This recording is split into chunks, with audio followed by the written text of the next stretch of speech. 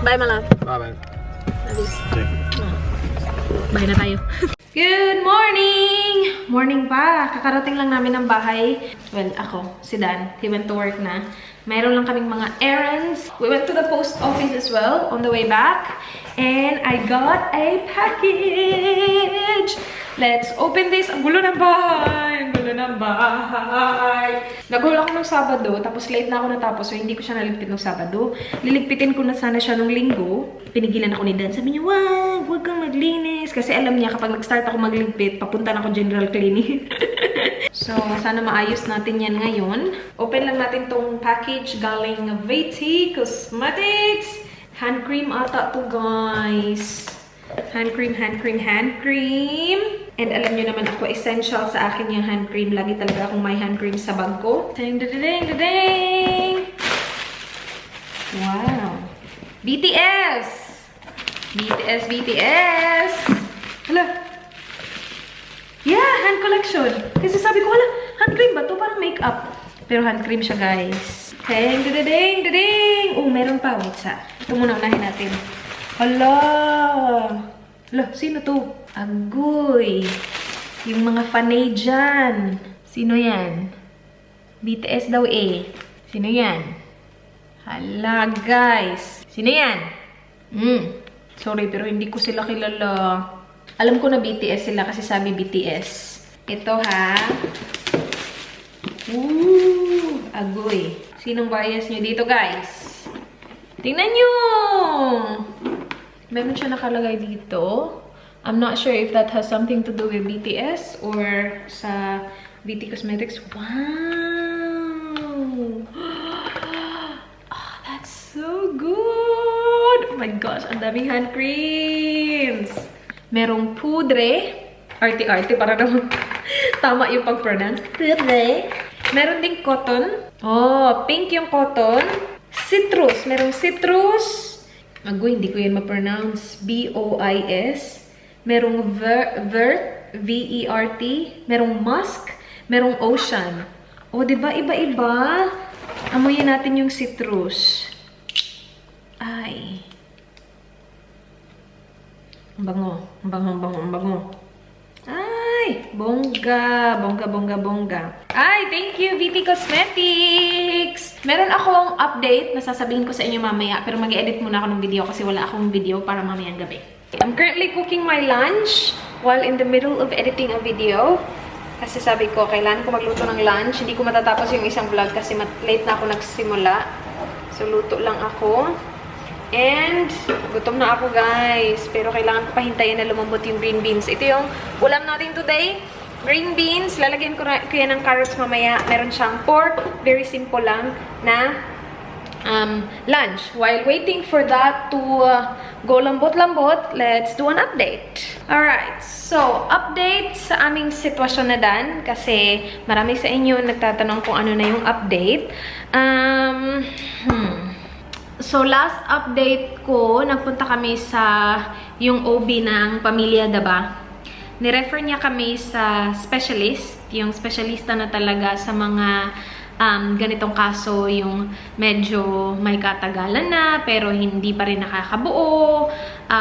Yeah, so, yeah, pasensya na kung like, mabagal ako magsalita and kasi parang iniisip ko gusto ko ba ito i-share or hindi, so pasensya na guys, yung mga ganitong mga kaganapan talaga sa buhay, hindi ako ganun kakomportable, pero hindi ko i-share sa inyo lahat ng nangyayari kasi ang daming nangyayari behind the scenes na hindi nyo pa alam kasi we'd rather keep it like for ourselves muna. So yung i-share ko sa inyo is yung mga like yung mga pwede kong i-share, and I think para sa akin, para sa like mental health ko, health.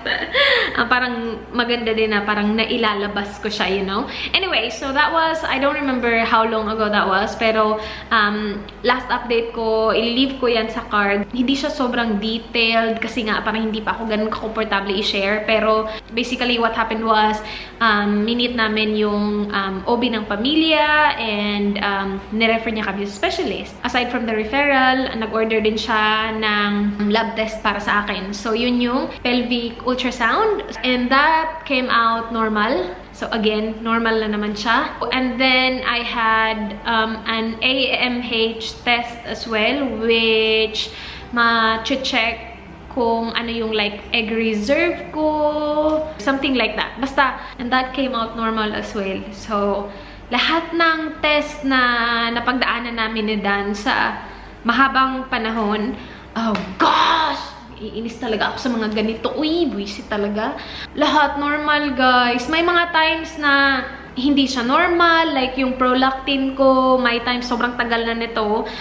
Yung prolactin ko hindi siya normal, pero nung tinest siya ulit, normal siya. Kasi sabi ng OB, yung prolactin daw, like usually in the morning, high siya. And usually kapag pupunta ako sa lab, like sobrang aga ko talaga kasi I want to be the first.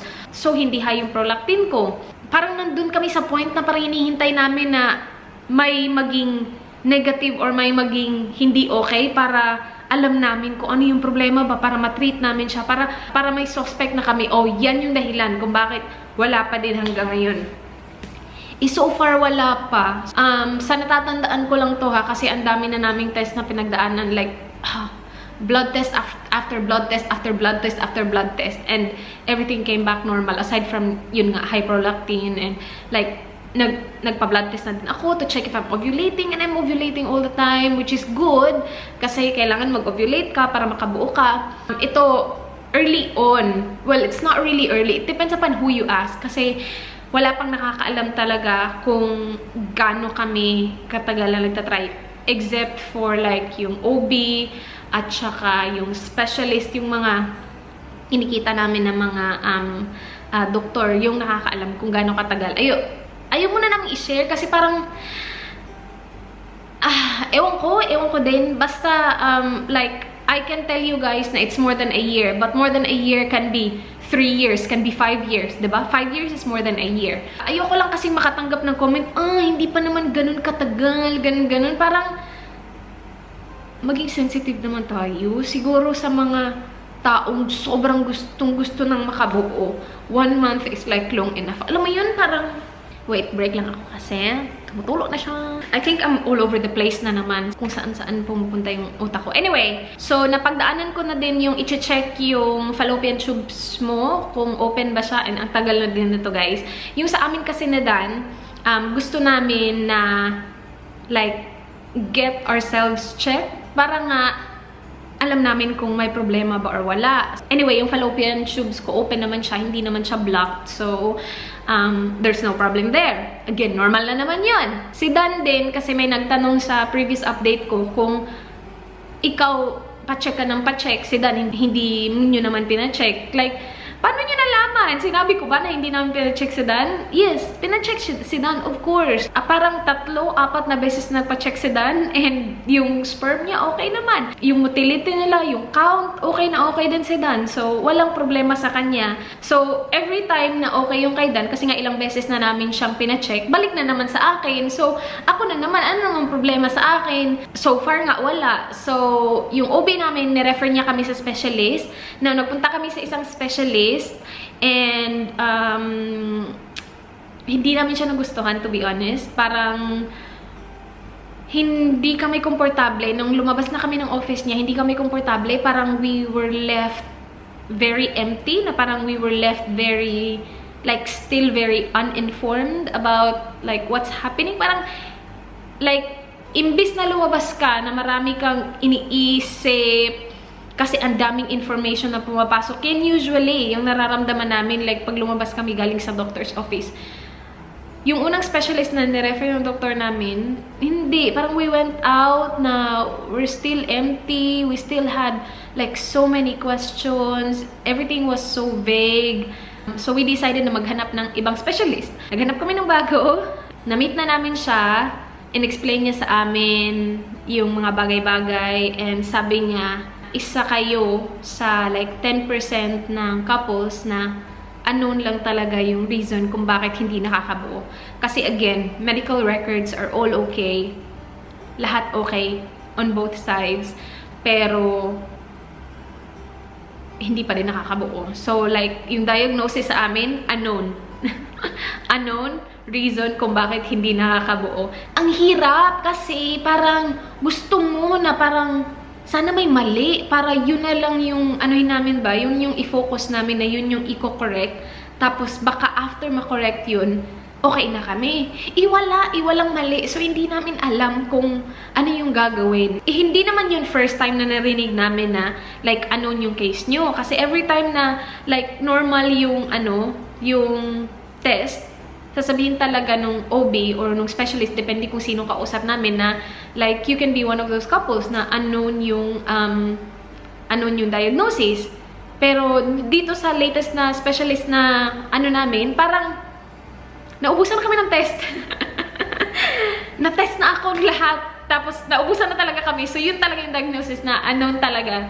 Kasi, wala nang ibang test eh. Like, yung previous OB, previous specialist, sasabihin nila, oh, unknown. Pero, let's check this. Just in case, like, there's something wrong here, then, that could be.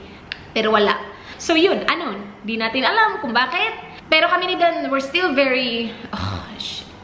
Pero kami ni Dan, we're still very hopeful and positive pa din naman kami. Hindi pa naman kami nawawala ng pag-asa kasi nga, wala namang mali sa amin dalawa. So, binigyan kami ng like options ng specialist and yun na muna yung kaya kong ibigay sa inyo sa ngayon.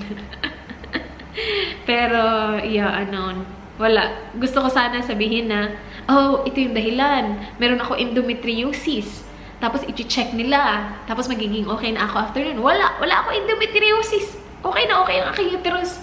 Okay na okay yung aking mga eggs. Okay na okay yung sa side na Dan. So, yeah. No? Parang, nakakaloka, no?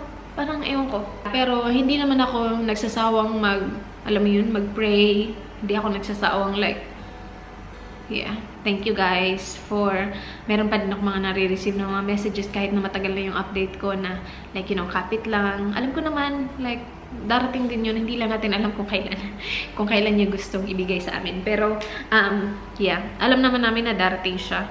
Now, hindi ko alam kung kailan yung next na update. Sana yung next update ko na, sabihin ko na sa inyo, oh my gosh, may laman na siya. Oh God. Anyway, I'm still happy. We're still living our lives. Like, we're still doing, like, stuff that we love doing. May nag-comment nga dun sa isang video ko na, travel kasi kayo, nag-travel kaya hindi ako nakakabuo. Parang, sorry, pero it's so stupid. Anong gusto nyo gawin namin? Magkulong kami dito hanggat sa makabuo kami? Hindi namin gagawin yung mga bagay na gusto namin gawin? Like, it's just, I'm sorry, but I'm calling your comment stupid. Oh, gosh. Okay na tayo? Okay na tayo? Kain tayo. Yung nasa lips ko pala, guys, is VT Cosmetics. Maganda siya, actually. Asan ba yun? Maganda siya. Para siyang very, very natural looking niya na red. Hindi pa nga lang ako kumakain, so hindi ko alam kung long lasting siya. Pero maganda tong lipstick na to. Asan ba yun? Ito! VT Cosmetics. VT, na collaboration na naman ng BTS. Ito yung kanilang liquid lipstick nila. Hindi ko lang alam kung ano yung shade. Pero ang ganda-ganda. Gustong-gusto ko siya. And alam nyo ba, ginamit ko siya sa cheeks ko. Ang ganda din, di ba?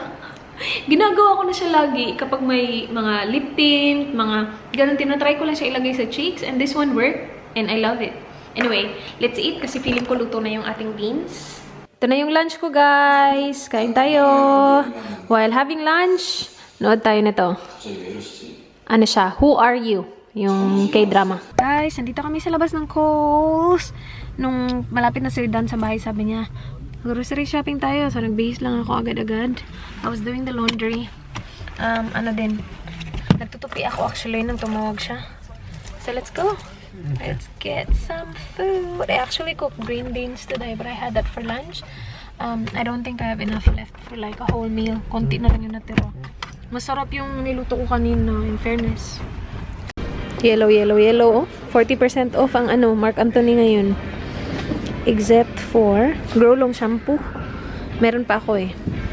Ang dami nila. May Dream Big Volume, Bye Bye Freeze. Ito yung ginagamit ko. Yung Grow Long. Feeling ko sa maling section kami. Nahanap namin yung wipes pang Gusto nila magdala doon ng wipes sa plane. And what are you looking for, babe? Truffle sauce. Tingnan nyo, naka 30% off ang matte ink. Kaya lang, konti lang yung kulay nila dito. Artist, wala ko niyan. $14. Mahal pa rin, diba? We're home! Prepare natin yung dinner ni Dan. Mag-aano siya, magsasalmon siya. So, meron tayong salmon dito. Where's the salmon? Yep, that one. And bumili na din kami yung mga gagamitin sa trip. Bumili din siya ng shampoo niya. Ito yung shampoo na ginagamit ni Dan. So, magkaiba kami ng shampoo. Ito lang yung nag-work sa kanya na hindi siya yung parang nag-flake yung skin niya. Nakakaloka, diba? Pero ito, maganda sa kanya. Herbal Essences, Color Me Happy. He got this. Gusto niya side dish para mamaya. Ano siya? Seafood salad. With his salmon. And then, we got this for the trip. May mga, ano lang, may mga travel size siya na binili para sa trip. Shave gel. For sensitive skin. Ito, deodorant ni Dan. Antibacterial wipes para sa plain. And then we got tissue packets as well. Kasi may napanood kaming video na hindi daw lahat ng toilets doon merong tissue. So, kailangan mong magdala ng sarili mong tissue. And then, ito pa pala. Hairspray para yan kay Dan. And then, chicken thigh fillets. Mag-ano skaldo ako bukas, guys. Ito para sa dinner niya mamaya. Asparagus. We have avocado. Ayan. Mag-ano daw siya, one night mag-avocado on toast daw siya. So, yun yung dinner niya. Chicken stock para sa ating arroz caldo bukas. Dinner natin bukas. And I got Indomie. Kasi sabi ko, sobrang magiging busy ako from tomorrow until umalis kami. So, I don't think I will have time to cook like, you know, mga lunch like kanina. So, noodles ako one lunch. Wala na kasi naubusan sila ng original. Tapos meron kaming nakitang loose na dalawa. Sabi din, kunin mo na yung dalawa. Ginger, para bukas. I also got probiotic drink. And then ito, snack naming dalawa ni Dan sa plain. So, he chose the cream lollies, cream candies. And then ito yung pinili ko, sesame snaps. Na-miss ko to. Ano siya? Ito yung snack ko nung nagtatrabaho pa lang ako. Ito yung lagi kong dinadalang snack. Pero ibang brand. Ito nakita ko, Coles brand siya. Mura lang siya. Mga $1 something lang. 3-pack na siya. So, try natin yan. Yun lang. Magluluto lang ako ng dinner ni Dan. Tapos, yung dinner ko is lumpia again. Because I want lumpia. Na may suka yummers. And, yeah. 9 na guys. Alam niyo ba, ang dami kong ginawa kanina. Hindi ko napansin na yung video ko stuck pala siya. 15%. Ilang oras na yung 15%. Hanggang ngayon, wala pa din. So, wala tayong video tonight. My gosh, ilang buwan akong everyday videos. Ngayon lang nangyari na, ang dami kong ginagawa. Ang dami kong iniisip. Dito pa yung aking, tinupi kanina. Anyway, goodness. Hanggang ngayon, 15 minutes pa din siya. Hindi ko na lang siya gagalawin. I'll leave it as is overnight. And hopefully bukas uploaded na siya. Kasi kahit na gamitin ko yung mobile ko, hindi pa din eh. Hindi ko siya chinek kasi akala ko, like confident ako na ma-upload siya. Chinek ko siya, malapit na talaga mag-9. Akala ko mag-a-add na lang ako ng mga links, ganun. Pero wala, hanggang ngayon 15 minutes pa din siya. Nag-Instagram story ako, in-update ko kayo guys ha. Kaganapan kung bakit walang video tonight. Pero yeah, look, it's already 9 PM. And wala akong video. Oh my gosh. Okay lang yan. Anyway, close ko na tong vlog kasi si Dan nandun na sa bed. And ako, tapos na ako dito. Dadalhin ko na yan dun sa sa room. And then mag-skincare na ako guys. Yun na yung vlog. Thank you so much guys for watching. Please like this video if you enjoyed. Please subscribe if you haven't already. I hope to see you guys bukas. Sana bukas. Bye guys. Good night. Bye. Be good. Mwah.